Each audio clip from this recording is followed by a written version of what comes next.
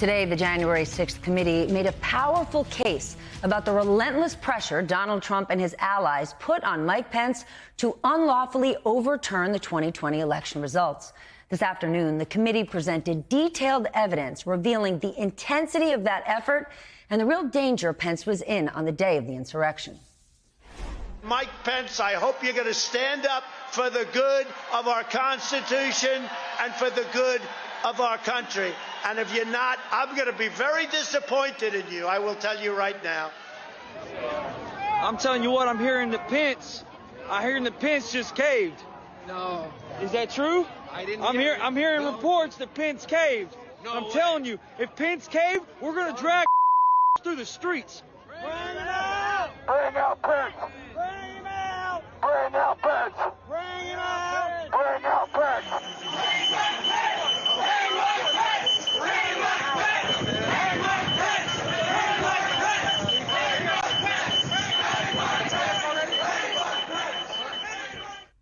Hang Mike Pence, that's what they were chanting. Today's star witnesses, two key Republicans, Pence's former White House counsel, Greg Jacob, and former federal judge, J. Michael Luttig. Their testimony focused on Trump's lawyer, John Eastman, and his scheme to defy the Electoral Count Act and reverse Joe Biden's victory.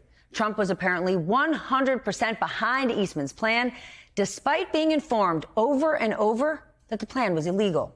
And Greg Jacob went on to testify that even Eastman himself admitted the plot was against the law. When I pressed him on the point, I said, John, if the vice president did what you were asking him to do, we would lose 9-0 in the Supreme Court, wouldn't we? And he initially started it, well, I think maybe you would lose only 7-2. And after some further discussion, acknowledged, well, yeah, you're right, we would lose 9-0. Did Dr. Eastman admit in front of the president that his proposal would violate the Electoral Count Act? Mr. Eastman acknowledged that that was the case, that even what he viewed as the more politically palatable option would violate several provisions. But he thought that we could do so because, in his view, the Electoral Count Act was unconstitutional. Not a lot of cases that could go 9-0. John Eastman also warned that his scheme could lead to violence. Here's what one White House lawyer told the committee about his conversation with Eastman. He said, you're going to turn around and tell 78+ million people in this country that your theory is this is how you're going to invalidate their votes because you think the election was stolen. He said, you're going to cause riots in the streets. And he said words to the effect of there's been violence in the history of our country, Eric, to protect the democracy or protect the republic. As for Pence himself, he clearly had doubts about whether a vice president even had the power to overturn an election. Our review of text, history, and frankly, just common sense all confirmed the vice president's first instinct on that point. There is no justifiable basis to conclude that the vice president has that kind of authority. The very conservative, retired Republican Judge Luttig, he advised Mike Pence leading up to January 6th. In his testimony today, he left absolutely no doubt about where he stood on Eastman's plan. There was no basis in the Constitution or laws of the United States at all for the theory espoused by Mr. Eastman. At all. None. I would have laid my body across the road before I would have let the vice president overturn the 2020 election on the basis of that.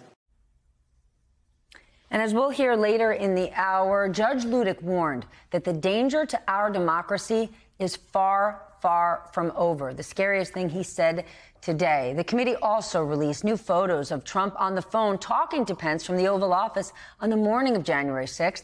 And witnesses testified that that conversation did not go well. The conversation was pretty heated. I think till it became somewhat, louder tone, I don't think anyone was paying attention to it initially. Did you hear any part of the phone call, even if just the end that the president was speaking from? I did, yes. All right, and what did you hear? So as I was dropping off the note, my memory, I remember hearing the word wimp. Either he called him a wimp. I don't remember if he said, "You are a wimp, you'll be a wimp." Wimp is the word I remember. Do you remember what she said her father called him?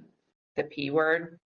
Mr. Jacob, how would you describe the demeanor of the vice president following that call with the president? When he came back into the room, I'd say that he was steely, determined. That same afternoon, while Pence was still inside the Capitol, Trump went on to send another tweet criticizing Pence for not reversing the election. We received testimony that the president's chief of staff, Mark Meadows, was notified of the violence at the Capitol by 2 p.m. and likely earlier.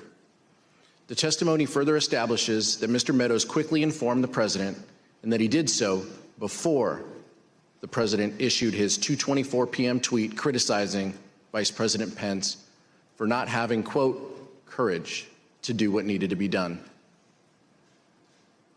Here is what the president wrote in his 2:24 p.m. tweet while the violence at the Capitol was going on.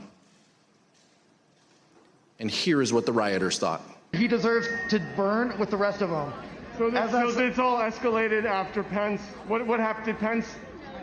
Pence didn't do what we wanted. Pence voted against Trump.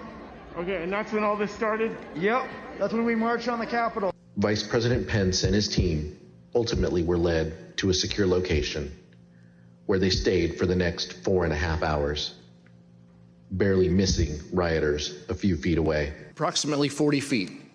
That's all there was. 40 feet between the vice president and the mob.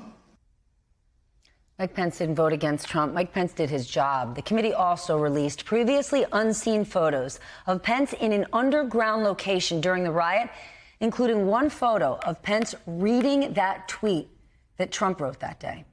He refused to leave the Capitol despite urging from Secret Service.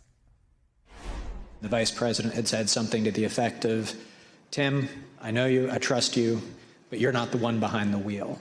And the vice president did not want to take any chance that the world would see the vice president of the United States fleeing the United States Capitol.